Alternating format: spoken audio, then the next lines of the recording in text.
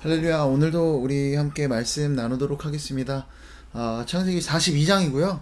오늘도 뭐 매번 말씀드리지만 꼭 말씀을 본문을 읽고 함께 말씀 나누는 시간을 가졌으면 좋겠습니다.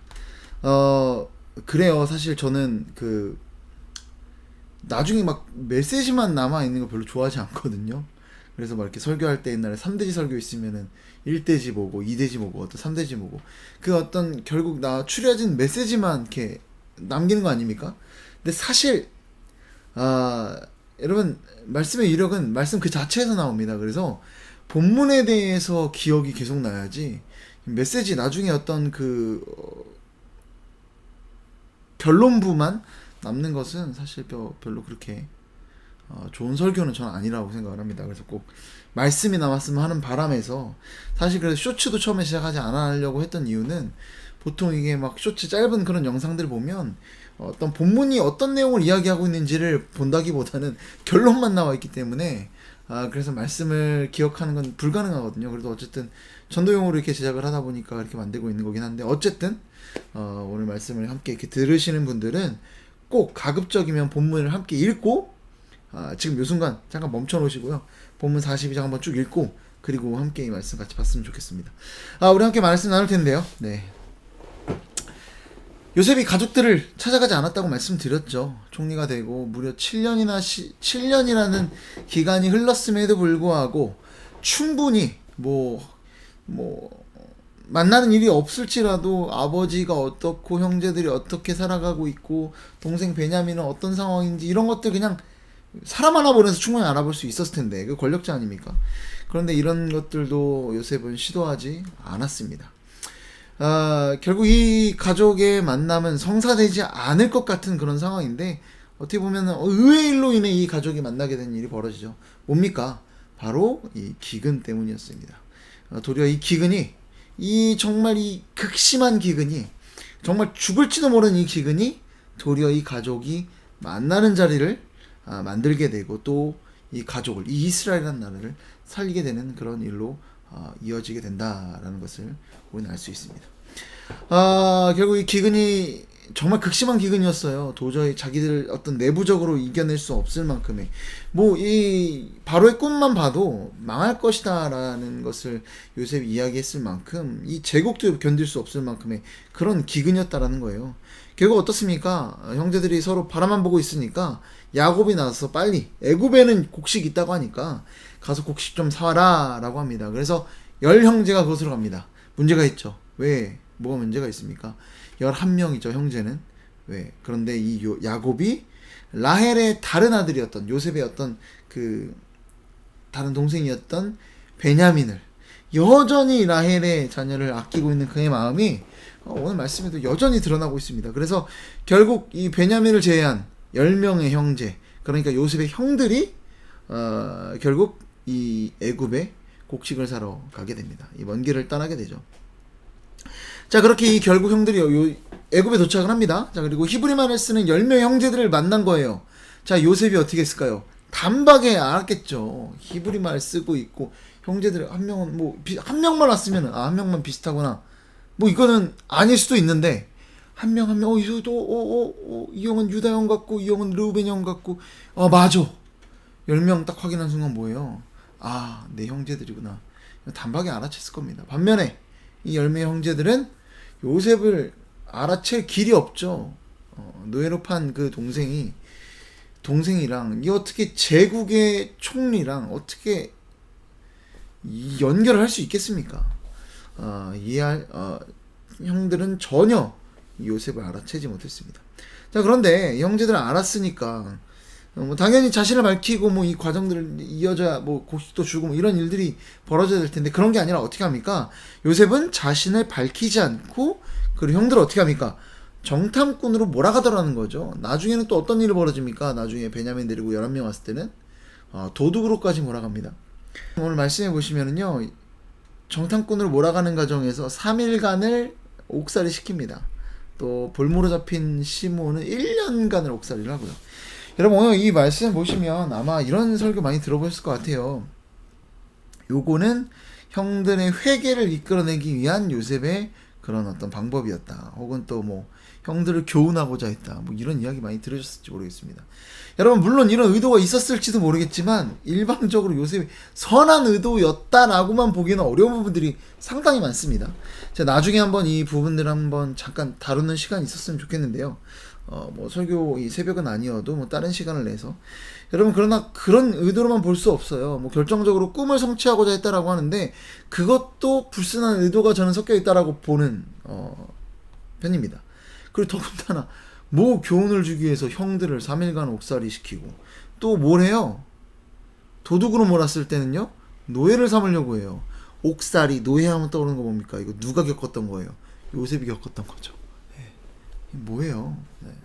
더군다나 시몬은 1년 동안 갇혀 있습니다. 감옥에. 이거는 일종의 응징의 어떤 그러니까 여러 가지 의도들이 복합적으로 아우러져서 요셉이 그러니까 하나의 어떤 의도였다, 선한 의도였다, 또 일방적으로 복수하고자 했던 거다 이런 식으로만은 볼 수 없다라는 겁니다. 자 어쨌든 이 정탐꾼으로 이 형제들이 몰렸습니다. 오늘 이 요셉의 어떤 의도나 이런 거에 대해서 살펴볼 날은 아니고 어쨌든 간에 이 요셉이 형들을 정탐꾼으로 몰아갔습니다. 여러분 어때요? 억울하죠? 3일간이나 이 형제들이 10형제들이 감옥에 갇혔습니다. 그리고 한 명 1년간 볼모로 감옥에 잡혀있게 됩니다. 여러분 어때요? 억울하죠. 여러분 왜 왔습니까 형제들? 기근 때문에 아버지 명령을 따라서 이 먼 길을 식량 구하러 왔습니다. 살아보고자.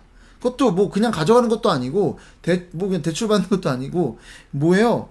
정당한 어떤 대가를 지불하고 가져가려고 그렇게 온 겁니다. 자 그런데 이 억울한 상황이에요. 여러분 우리도 마찬가지죠. 여러분 이런 어때요? 억울한 상황 맞죠? 이 형제들 억울하게 지금 정탐꾼으로 몰린 겁니다. 정탐이라고는 전혀 신경도 안 쓰고 있는 그런 사람들이 여러분 우리도 어떻습니까? 어떤 우리의 삶을 살아가다 보면 억울한 일들 많이 겪죠. 어떻습니까? 뭐 나는 아무 짓도 하지 않았는데 그런 누명을 쓰는 경우도 있고요. 정말 말도 안 되는 일 때문에 누군가에게 오해를 사기도 합니다. 이 일로 인해서 이 오해를 사서 결국에는 내가 나쁜 사람으로 몰리기도 하고 또 어떤 경우는 정말 그 관계가 끝나버리는 경우도 아니면은 그 집단 안에서 내가 완전 소외되는 경우도 있더라는 겁니다. 그런 경험들을 우리가 살면서 한두 번은 겪게 되더라는 거죠. 여러분 그런데 이런 억울한 상황에서 여러분들은 어떻게 반응하십니까? 오늘 말씀에 등장하는 이 사람들은요 이 억울한 상황에서 어떻게 두 가지의 반응들을 나타나는데요. 그 두 가지의 반응들 한번 살펴봤으면 좋겠습니다. 두 가지의 반응. 첫 번째입니다. 당연히 누구들의 반응이겠어요? 형제들 억울하다고 했으니까. 이 요셉의 형제들의 반응을 한번 살펴봤으면 좋겠는데요. 먼저 첫 번째입니다. 21절이에요. 21절 말씀 제가 읽어드리도록 하겠습니다. 그들이 서로 말하되 우리가 아우의 일로 말미암아 범죄하였도다. 그가 우리에게 애걸할 때 그 마음의 괴로움을 보고도 듣지 아니하였으므로 이 괴로움이 우리에게 임하도다. 아멘. 여러분 뭘 이야기합니까? 여러분 이들이 뭘 얘기해요 갑자기? 우리가 아우의 일로 말미암아 범죄했다. 여러분 아우의 일로 말미암아 범죄했다. 이 범죄했다는 단어는 아샴이라는 어떤 히브리어인데요. 징벌이라는 뜻도 됩니다. 그러니까 아우의 일 때문에 요셉에게 한 일 때문에 우리가 벌받고 있는 거다라고 고백하는 거예요. 그가 우리에게 애걸할 때 여러분 이 요셉을 이 구덩이에 던져놓고 요셉이 얼마나 애걸복걸했겠습니다. 형님들 저 좀 살려주세요. 저 좀 살려주세요. 저는 죄가 없습니다. 형도 이러지 마세요. 아버지한테 얘기 안 할게요. 뭐 얼마나 눈물을 흘리고 살려달라고 그렇게 애타게 소리쳤겠습니까? 그런데 그들이 어떻게 했대요? 그 마음의 괴로움을 보고도 듣지 아니하였다라고 합니다. 그러니까 뭐예요? 결국 우리가 이렇게 벌을 받고 있는 거다라고 고백하고 있다는 겁니다. 여러분 그런데 생각해 보시기 바랍니다. 동생과의 일이랑 지금 정탐꾼으로 몰린 일이랑 상관이 있나요 없나요? 뭐 요셉이니까 상관이 있다고요? 아니죠. 그들의 입장에서는요 전혀 상관없는 일입니다. 여러분 지금 상황에서 그들은 어쨌든 간에 뭐예요? 억울한 상황이더라는 거예요. 그런데 형제들이 지금 이 상황을 어떻게 인식하고 있습니까? 뭐예요? 억울해하지 않고 있다는 거예요. 왜? 우리는 죄인이니까. 여러분 우리가 억울해할 일이 억울해할 것이 있다라는 거예요? 없다는 거예요? 없다는 거예요. 왜? 우리는 죄인이니까. 여러분, 설령 지금 이 상황 자체는 정말로 나는 정말 무고하고 죄가 없을지도 모르지만 억울해할 필요가 없다는 겁니다. 왜? 우리는 죄인이니까. 여러분, 이게 그리스도인 아닐까요? 물론 하나님의 자녀라는 인식을 가지고 우리가 막 담대하게 살아가야 하지만, 그러나 동시에 우리는 어떻습니까? 죄인이라는 인식을 가지고 우리는 오늘도 살아야 한다라는 겁니다. 그리고 두 번째 반응에 대해서 또 한번 살펴보도록 하겠습니다. 22절입니다. 제가 읽어드리겠습니다. 르우벤이 그들에게 대답하여 이르되 내가 너희에게 그 아이에 대하여 죄를 짓지 말라고 하지 아니하였더냐. 그래도 너희가 듣지 아니하였느니라. 그러므로 그의 핏값을 치르게 되었도다 하니. 여러분, 르우벤이 대답했다고 합니다. 르우벤이 그들에게 대답했다는 건 뭐예요? 앞에 21절의 고백에는 다른 형제들이었고 22절은 그런 형제들의 말에 르우벤이 대답했다라는 거예요. 이 상황에 대해서 다른 형제들과 르우벤이 다르게 반응하고 있다라는 거예요. 이 억울한 상황에 대해서. 그가 하는 얘기가 뭡니까? 내가 너희에게 그 아이에 대해서 죄를 짓지 말라고 하지 않았냐? 그러니까 뭐예요? 너희들 죄 짓지 말라고 내가 하지 않았냐? 그렇게. 누가 죄를 졌다라는 거예요? 그들이, 다른 형제들이 죄를 졌다는 거예요. 그 얘기는 뭐예요? 르우벤은 죄를 졌다는 얘기입니까? 안 졌다는 얘기예요? 여기 말씀 보세요. 너희에게 죄 짓지 말라고 하지 않았냐? 이렇게 얘기하지 않습니까? 르우벤은 지금 이야기하는 거예요. 나는 죄 짓지 않았다. 너희는 죄 짓지 않았냐? 그래도 너희들이 듣지 않았으므로 결국 핏값을 치르게 된 것이다. 너희들이 잘못했고 너희들이 벌을 받는 것이다. 이렇게 이야기하고 있다는 겁니다.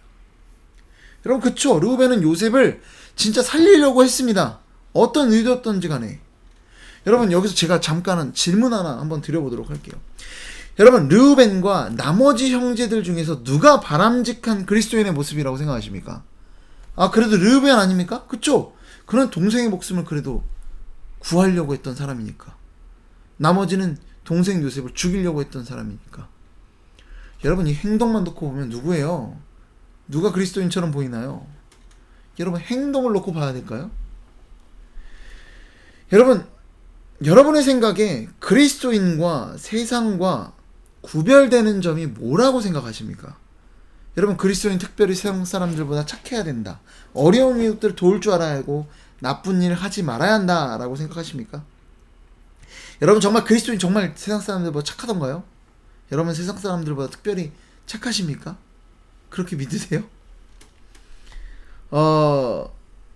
제가요, 중동에 이제 선교를 가면서 한 번은 그런 지역을 지나갔어요. 그러니까 여러분, 이 팔레스타인이나 이런 지역에도요, 기독교인 마을이 있습니다. 팔레스타인 같은 경우 그들 얘기해요. 원래 우리 이 땅은 예수님 믿는 땅이었는데 나중에 이슬람교가 전파된 거다. 여러분, 그렇죠. 기독교가 더 먼저 있었습니다. 여러분, 그런데 어쨌든 간에 제가 이 말씀 드린 이유는 뭐냐면, 여러분, 그곳을 제가 기독교인 마을에서의 사람들을 경험했고, 또 무슬림들 마을에서 그 사람들을 경험했습니다. 여러분, 그리고 제가 이 두 마을을 한 날에 경험하고 나서, 그리고 제가 느꼈던 생각이 뭐였냐면요, 제가 만약에 예수님을 믿지 않고 교회를 다니지 않는 상태에서, 내가 그리스도인이 아닌 상태에서 두 마을을 경험했다면 나는 무슬림이 되기로 결정했을 것이다, 이런 생각을 했습니다. 왜요? 여러분, 무슬림이 훨씬 착하더라고요. 여러분, 그들은 어떻습니까? 이게 선한 일 안 하면 지옥 간다라는 생각이 있기 때문에 억지로라도 선하게 삽니다. 그래서 제가 참 시리아 갔을 때 처음에 놀란 게, 여러분, 거기는 노숙자 거의 없어요. 정말 잘 산다는 독일에서도 가장 잘 산다는 미넨에서는 노숙자를 제가 봤을지 몰라도 저는 시리아에서 노숙자 못 봤습니다. 서로 도와주더라고요. 여러분, 그리스도인이 정말 그렇게 착합니까? 여러분, 그리스도인이 뭐가 다릅니까? 여러분, 그리스도인이 다른 거는요, 내가 죄인임을 인식할 수 있는 겁니다. 여러분, 나는 도저히 구제불능의 죄인임을 인정하고 사는 사람들, 그래서 이 죄인이기 때문에 나 스스로는 죄를 극복할 수 없기 때문에 나 예수님 없이는 살 수 없다라는 그 고백이 절로 나와서 예수님을 의지하고 사는 사람들이 그리스도인이죠. 특별히 선한 사람들이 그리스도인이 아니더라는 거예요. 그래서 우리는 은혜로 감사로 살아가는 존재 아닙니까? 여러분, 그런데 오늘 이 르우벤은 어떻습니까? 물론 보기에 한 행동은 더 의로웠을지 모르겠습니다. 어쨌든 요셉을 죽이려고 했던 형제들과 살리려고 했던 르우벤과는 이 행동만으로 보면 천지차이죠. 여러분, 그리스도인을 가늠하는 거는요, 행동으로 가늠할 볼 수 없습니다. 행동이 아니에요. 어떤 죄에 대한 인식과, 그렇기 때문에 은혜로 살아가고 감사로 살아가는 그 존재 인식 차이지, 여러분, 아니더라는 거예요. 그리고 오늘 이 맏형 르우벤이 뭐라고 하고 있습니까? 22절 다시 볼까요? 르우벤이 그들에게 대답하여 이르되 내가 너희에게 그 아이에 대하여 죄를 짓지 말라고 하지 아니하였더냐. 여러분, 자기 죄가 없다는 거예요. 뭐예요? 자기는 억울한 거예요, 지금. 여러분, 어느 쪽이십니까? 억울해하는 쪽인가요? 아니면 억울할 거 없다라고 생각하시는 쪽입니까? 여러분, 그리고 이 죄가 없다라고 여기는 이 르우벤은 또 어떻게 하고 있습니까? 형제들을 정죄하고 있어요. 그리고 남 탓하고 있다라는 거예요.